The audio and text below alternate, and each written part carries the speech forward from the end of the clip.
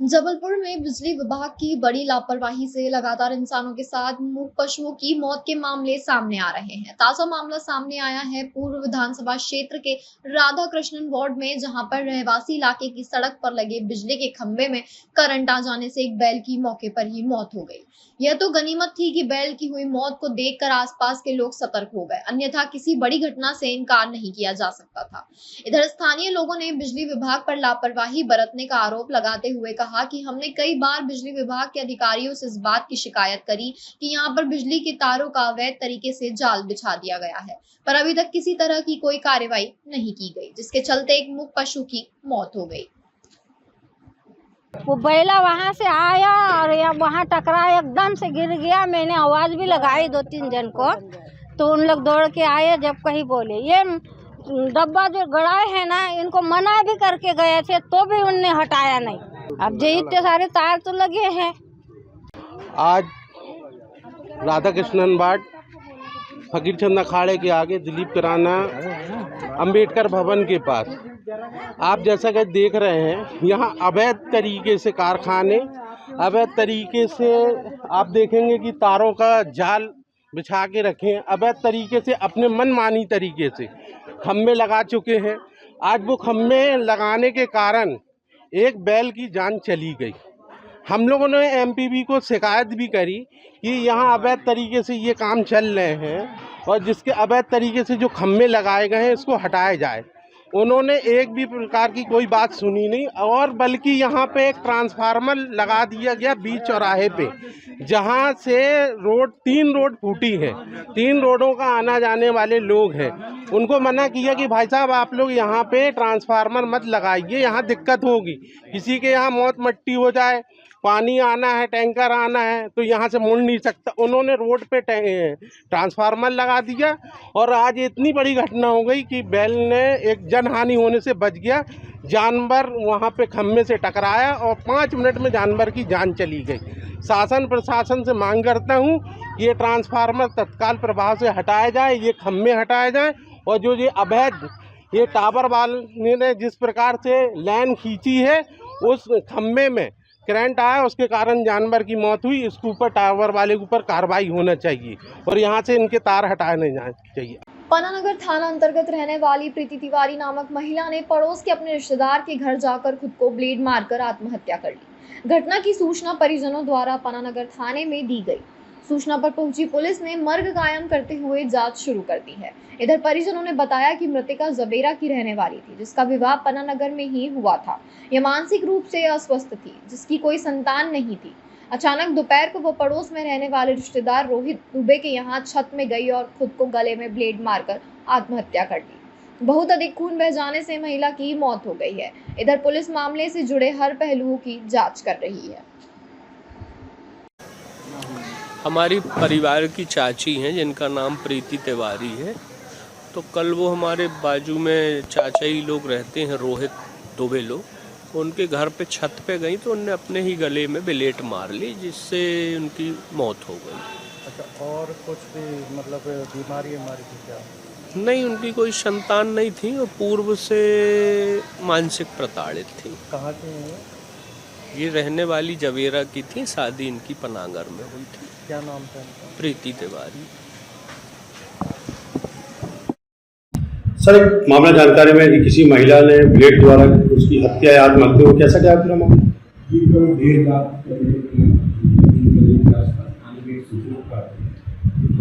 तिवारी है थाने सेवा के बाद में रहते हैं, इनके द्वारा तुम्हारा सूचना दी गई कि इनकी पत्नी मानसिक रूप से 10 वर्ष से विक्षिप्त थी, इनको संतान के लिए संबंध विक्षिप्तता का कारण भी यही बताया गया।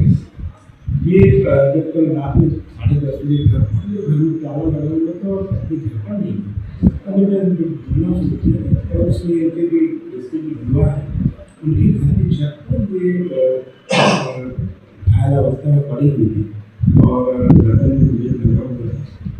जब उन्हें लेकर अस्पताल सूचना प्रकरण द्वारा लेकर आए गए, उनमें भी इनके द्वारा ब्लेड से सुसाइड करने के किए गए थे। वापस इससे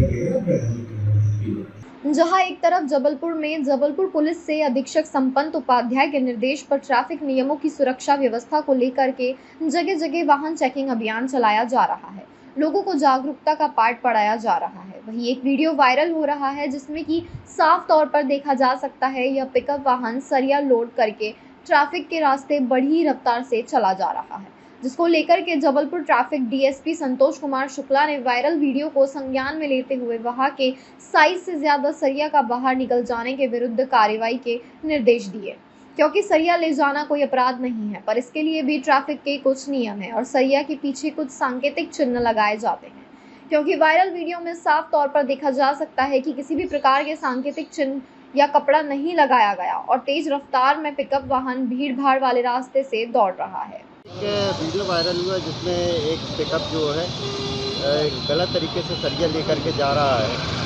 ये कितना घातक हो सकता है? ये सरिया इस प्रकार से अगर जितनी बॉडी की लंबाई है उससे अधिक लंबाई में सरिया बढ़ते हैं तो ये रजिस्ट्रेशन शर्तों का उल्लंघन है और उस पर कार्रवाई होती है। इस प्रकार की अगर कोई घटना देखने में आती है तो उस पर फिर मोटर व्हीकल एक्ट के तहत कार्रवाई की जाती है। क्योंकि पूर्व में भी इस तरह का एक वीडियो वायरल नहीं, बिल्कुल ये गलत है और इस तरीके की कोई गाड़ियाँ हैं तो उनको देख करके उस पर कार्रवाई की जाएगी। ओमती थाना क्षेत्र घंटाघर चौक पर बरसात की वजह से 2 दुकानों के छज्जे गिरे, बड़ी दुर्घटना होने से टली। आज बुधवार को रात लगभग 2 बजे बरसात होने से 2 दुकानों के अचानक छज्जे गिर गए। गनीमत यह रही कि दुकान बंद होने के कारण किसी प्रकार की कोई बड़ी दुर्घटना नहीं हुई। माना जा सकता है नगर निगम इस तरह के जर्जर मकान दुकानों पर ध्यान नहीं दे रही है। यदि अगर दिन के समय इस प्रकार की घटना होती तो कोई बड़ी दुर्घटना हो सकती थी, क्योंकि शहर के मुख्य चौराहे की यह घटना जहां हुई है वहां दिन भर चहल पहल लगी रहती है। हाँ, ये पानी की वजह से थोड़ा छज्जा कमज़ोर था, वो गिर गया, किसी को जान माल का कोई नुकसान नहीं हुआ है और ऐसे सब नॉर्मल रहा मामला। ये घंटाघर पे है, ओमती थाने के सामने घंटाघर पे मुसाफिर खाना है, उसके सामने ही छज्जा कमज़ोर था, पानी पी के गिर गया। बाकी और अंदर कोई नुकसान नहीं हुआ। 2 दुकानें हैं, दुकान 30 साल पुरानी है। कितनी बजे की घटना है? ये सवेरे 2:15 की घटना है रात की। क्या नाम है दुकान? हाँ, मेरा नाम अब्दुल निज़ाम है। हाँ, मैं दुकान का मालिक हूँ। दूसरी अपने सर दलजीत सिंह तलूजा, उनकी दुकान है, हमारे पड़ोसी है, उनको भी कोई ऐसा नुकसान नहीं है, सिर्फ सज्जा गिरा है। किसी तरह का किसी को कोई नुकसान नहीं हुआ, सब बेहतर है, कोई दिक्कत नहीं। नाम बता। अब्दुल निज़ाम नाम है मेरा। जबलपुर के रिछाई इंडस्ट्रियल एरिया में श्री राम स्वीट्स में खाद्य विभाग की टीम ने अचानक छापामार कार्रवाई की। निरीक्षण के दौरान बच्चों के लिए बनाए जा रहे स्वीट्स, बॉल और पेड़े व अन्य खाद्य वस्तुओं को गंदगी के बीच बनाया जा रहा था। वहीं बिना किसी सेफ्टी के जमीन पर पेड़ों का निर्माण किया जा रहा था।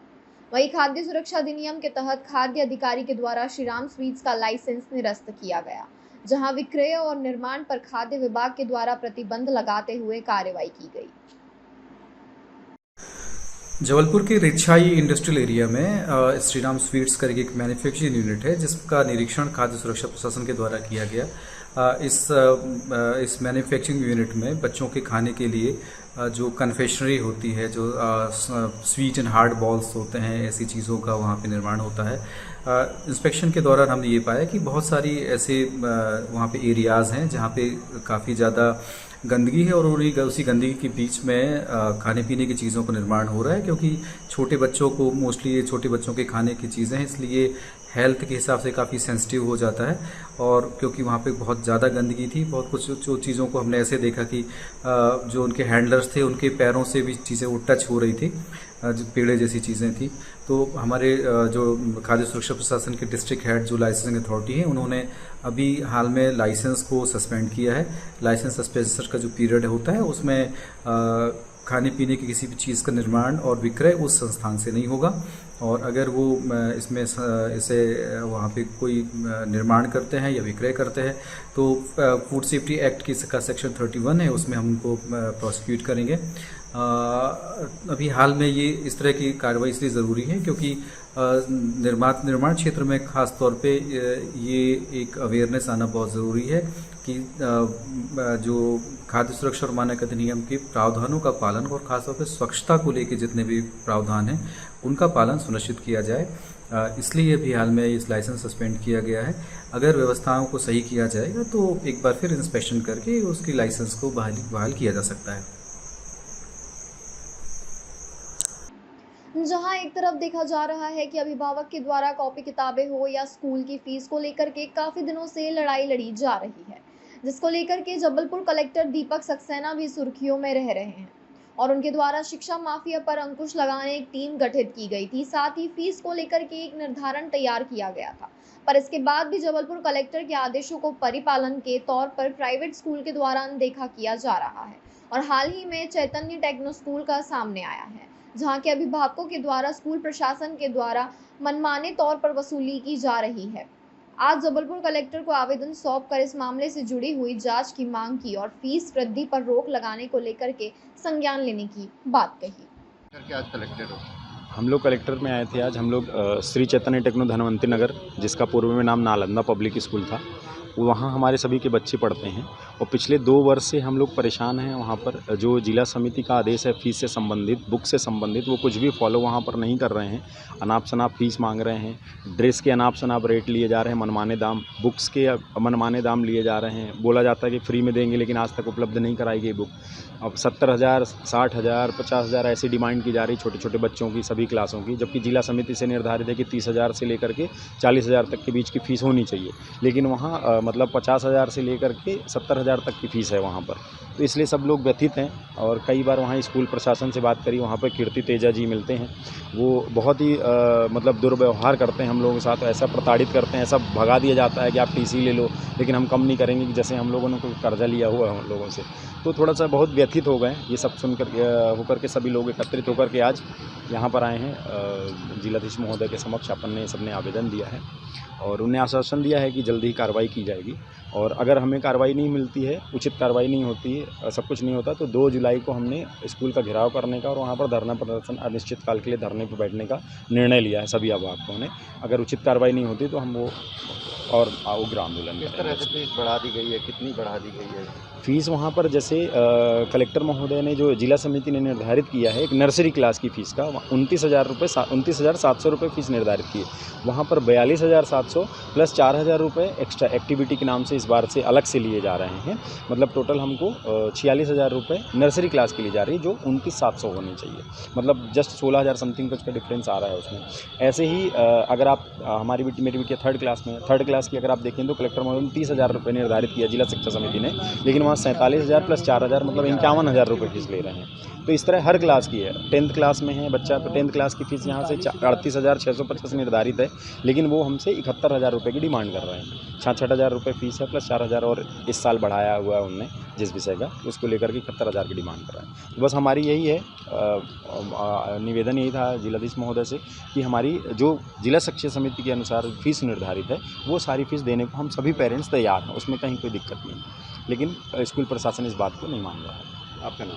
मिथिलेश पाठक। आज जबलपुर कलेक्टर दीपक सक्सेना के समक्ष आए एक युवक ने शिकायत दर्ज कराई है कि गोहलपुर किसी शासकीय राशन की दुकान मुबस्सिर मंसूरी द्वारा संचालित है, जिसके द्वारा मुझे निर्धारित मात्रा से कम राशन दिया जा रहा है, जिसका विरोध करने पर मुबस्सिर मंसूरी और उसके भाई के द्वारा मुझे मारा पीटा गया, जिसकी शिकायत मैंने थाना गोहलपुर में भी की है।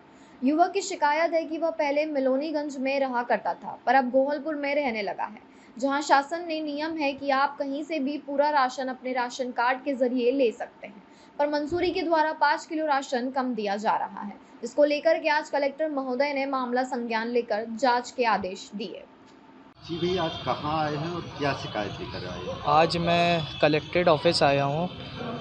शिकायत मैं राशन दुकान के लिए लेकर आया हूँ, जिसमें राशन दुकान वाले ने मेरे साथ मारपीट की है और पिछले 2 वर्ष से प्रति माह 5 किलो अनाज कम देता आ रहा है, जिसकी शिकायत मैं कलेक्ट्रेट ऑफिस में और खाद्य आपूर्ति में भी किया है, मगर अभी तक कोई निर्णय नहीं मुझे मिला है। क्यों ऐसा कर रहा है? ये दुकान कहाँ है? और ये दुकान गोहलपुर अमखेरा रोड पे पड़ती है।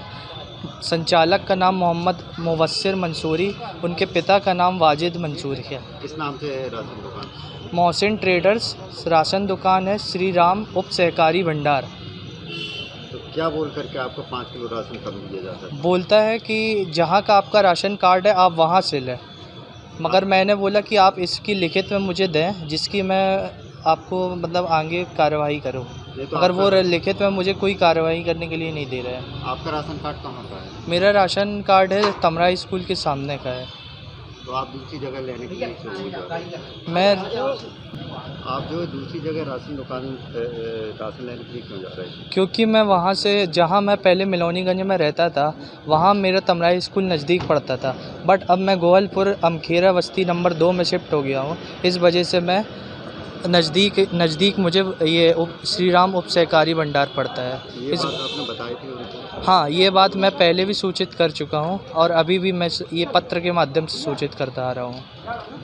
तो सुनने में आया कि आपके साथ मारपीट भी हुई? हाँ, मारपीट भी हुई है। दोनों भाई मुवस्सिर मंसूरी और उनके बड़े भाई मोहसिन मंसूरी, दोनों ने गंभीरता से मुझे मारा, हाथ पैर में पेट में लातें मारी, जिसकी शिकायत मैंने गोवलपुर नज़दीकी थाने में की, मगर थाने से भी अभी तक कोई कार्रवाई नहीं हुई है। वहाँ वो भी अभी अपने घर पे बैठे हुए हैं, ना थाने वाले ध्यान दे रहे हैं ना कोई ध्यान दे रहा। इस विषय में FIR भी करवाया? हाँ, इस विषय में मैंने FIR भी करवाई है। गोवलपुर थाने में FIR करते टाइम अंबुज पांडे सर बैठे थे। आज कहाँ आए? आज मैं कलेक्ट्रेट ऑफिस आया हूँ। क्या आश्वासन मिला? आश्वासन तो यही मिला है, जांच होगी उसके खिलाफ, मगर अभी जांच में भी टाइम लगेगा, मगर मुझे निर्णय का अंदाज़ा नहीं कब तक मिलेगा। आपका नाम? मेरा नाम रोहित सोनी है। कहाँ से आए? मैं गोवलपुर निवासी, बस्ती नंबर 2, नर्मदा नगर। जबलपुर खाद्य एवं औषधि प्रशासन विभाग के औषधि निरीक्षकों ने रिछाई में झोला छाप चिकित्सक द्वारा संचालित जन स्वास्थ्य क्लिनिक का आकस्मिक निरीक्षण किया। इस निरीक्षण में बिना लाइसेंस के भारी मात्रा में अवैध रूप से संग्रहित एलोपैथिक दवाएं जब्त की गई। औषधि निरीक्षक शरद जैन के अनुसार दशरथ कुमार बैरागी द्वारा संचालित इस जन स्वास्थ्य क्लिनिक के विरुद्ध CMHO डॉक्टर संजय मिश्रा को अवैध रूप से एलोपैथी दवाएं रखने की शिकायत प्राप्त हुई थी। उन्होंने बताया कि निरीक्षण के दौरान इस क्लिनिक से बिना लाइसेंस के संग्रहित पाई गई एलोपैथिक औषधियों के नमूने लेकर उनकी गुणवत्ता सुनिश्चित करने राज्य औषधि परीक्षण प्रयोगशाला भोपाल भेजा जा रहा है।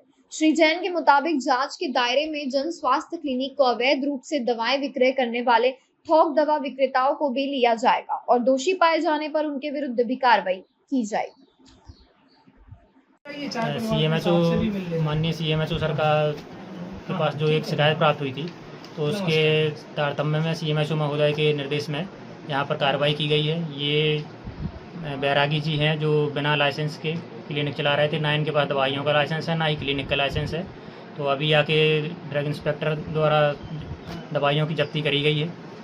बाकी जो जांच में प्रक्रिया चल रही है, तो इसके बाद ही बता पाएंगे दवाइयों की मात्रा कितनी है और कीमत कितनी है।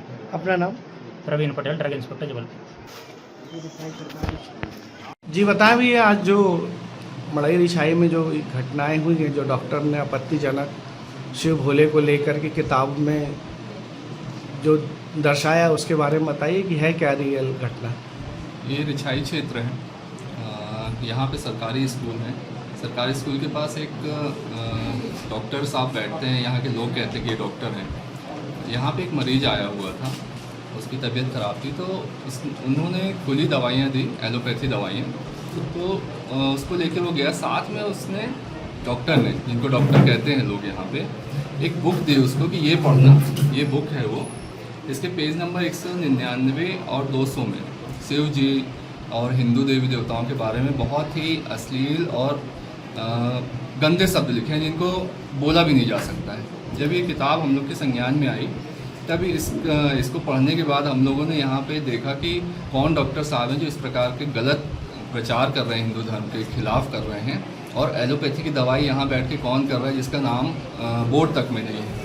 जब यहाँ पे आए तो CHMO की टीम, जो शिकायत दी थी उस लड़के ने जिसको ये दवाइयाँ दिए थे, उनके द्वारा आई CHMO की टीम यहाँ पे जब पूरे जांच पड़ताल की, तो ये फर्जी डॉक्टर पाए गए हैं। ये केवल धर्मांतरण का काम कर रहे थे यहाँ पे, और ऐसी खराब किताबें जो हिंदू धर्म के देवी देवताओं का अपमान करती हैं, उसकी ये हर व्यक्ति को ये बांटते थे और कोशिश करते कि हर व्यक्ति इसके माध्यम से धर्मांतरण को अपनाए।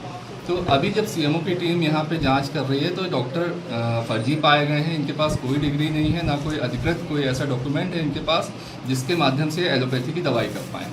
और पुलिस मौके पे है, कार्रवाई चल रही है आगे। ठीक है, अपना नाम बताएं। मैं विनय सिंह, विश्व हिंदू परिषद उपाध्यक्ष, आयुष जिला जबलपुर।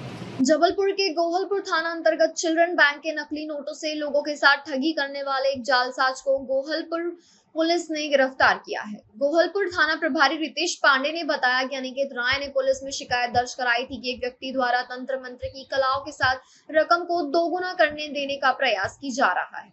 जब पीड़ित जालसाज के पास पहुंचा तो जालसाज विनय उर्फ वीनू ने उसके 15,000 को 75,000 करने का वादा किया और तंत्र की कुछ क्रियाएं करते हुए 75,000 की एक गड्डी पीड़ित को दी, जिसमें आगे और पीछे असली नोट थे और शेष अन्य के पूरे नोट चिल्ड्रन बैंक के थे।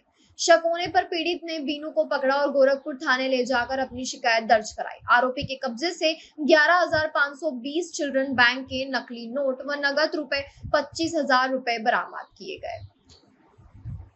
पिताजरा निवासी आरा बिहार के इनको एक व्यक्ति विनय और वीनू रहनडाले के द्वारा ये झूठा आश्वासन दिया गया कि वो तंत्र मंत्र के माध्यम से जो है रुपये पैसों को 4-5 गुना कर देता है। इसी लालच में वहाँ से यहाँ पर चल कर के आ गए थे। तो विनय वीनू रहनडाले के द्वारा इनको जो है कुछ तंत्र साधना दिखा करके और इनके पास से जो है 15,000 रुपये लेकर के इनको एक नोटों की गड्डी दी, जिसमें ऊपर और नीचे एक असली नोट लगाकर बीच में नकली नोट लगा दिए गए थे, जो कि बच्चों के खेलने वाले चिल्ड्रन में होने वाले थे, लगा करके दे करके धोखाधड़ी की जा रही थी। जब फरियादी के द्वारा चेक किया गया तो ये देखा गया कि उसके साथ जो धोखाधड़ी की गई है तो वो उसके द्वारा थाने में रिपोर्ट की गई, जिस पर से अपराध पंजीबद्ध किया गया और आरोपी के विरुद्ध कार्रवाई की गई। आरोपी को गिरफ्तार किया गया और उसे माननीय न्यायालय के समक्ष प्रस्तुत किया जा रहा है। आरोपी के द्वारा और किन के साथ धोखाधड़ी की गई उसको पता रसी की जा रही है, आगे और विवेचना की। सर ये कितने लोग थे और अभी लगभग ऐसे कितने लोगों को ठगा गया है? ये तो अकेले ही काम करता था और इसके द्वारा लगभग 8-10 लोगों के साथ और इसी प्रकार का घटनाक्रम किया गया है, जिसके संबंध में जानकारी जुटाई जा रही है। फरियादी सामने आते हैं तो और कार्रवाई। सर ये केवल जबलपुर में भी करते थे या इसके अलावा भी अन्य जिलों में अन्य लोगों के साथ? अन्य जगह भी ये करता रहा है, पर इसके विरुद्ध कहीं पर कोई मामला पंजीबद्ध नहीं, किसी ने कोई रिपोर्ट नहीं।